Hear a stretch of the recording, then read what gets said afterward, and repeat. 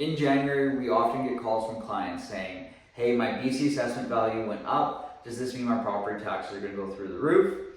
But this year, it's actually been the reverse. Our BC assessment value has gone down. So score, does that mean we're going to save on our property taxes this year? Well, the short answer is not necessarily. So today I'm breaking down how the BC assessment works, what it's used for, key dates to know, and whether a change in your BC assessment value means a change in your property taxes. BC assessment is a provincial crown corporation whose job is it to independently value every type of property in British Columbia, whether it's strata, condos, townhomes, or detached homes, vacant properties, everything. Every property gets a value.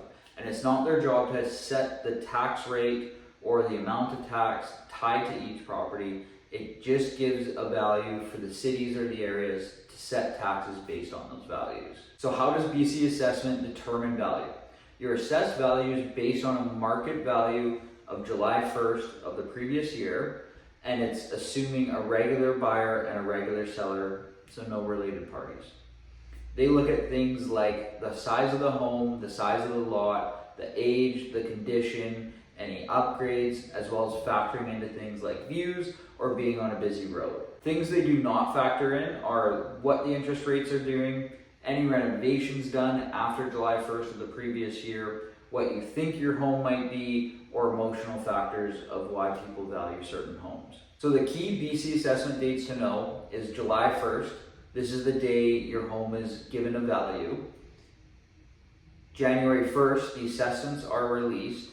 And January 31st is the deadline to appeal. So if you disagree with your assessment, you better get that appeal in sooner than later. What are BC assessed values actually used for? So the city takes how much money they need by setting their budget for the year, and then they take the total value of properties located within their tax area, and they essentially distribute that tax burden by the assessed value. So the more your property's value, the higher the tax bill. But it doesn't mean automatically if your property value goes up or down that your taxes will go up or down, because it is relative to the homes around you. So an example is if your home went up 5%, but the rest of the homes around you went up 10%, your tax burden would actually go down in comparison to the other homes. But an example for this year would be, say your property value goes down 3%, but the surrounding properties went down more, then your tax bill will actually go up in comparison. Long story short is BC assessment doesn't set property taxes, your local city does. So should you appeal your BC assessment value?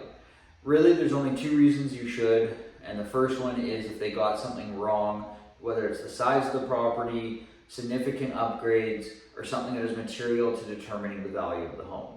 The other option, or the other reason you should appeal, is if your value is significantly different than comparable homes around you. If you have any questions about your BC assessment value in comparison to others, and it doesn't make sense, feel free to reach out to us. It's something we can help with. But usually, just making an appeal because your taxes went up isn't going to do anything, and you're just going to waste your time. And for instance, in Maple Ridge, we have different trends in different neighborhoods, whether it's Albion, Silver Valley, Northwest Maple Ridge. They're independent markets, so you want to make sure you're looking at the right comparables to your home. If you want help understanding your specific BC assessment value, whether it's accurate or how it affects your taxes, please feel free to reach out to us. The contact information is in the description. And again, we'll catch you in the next video. Don't forget to like and subscribe.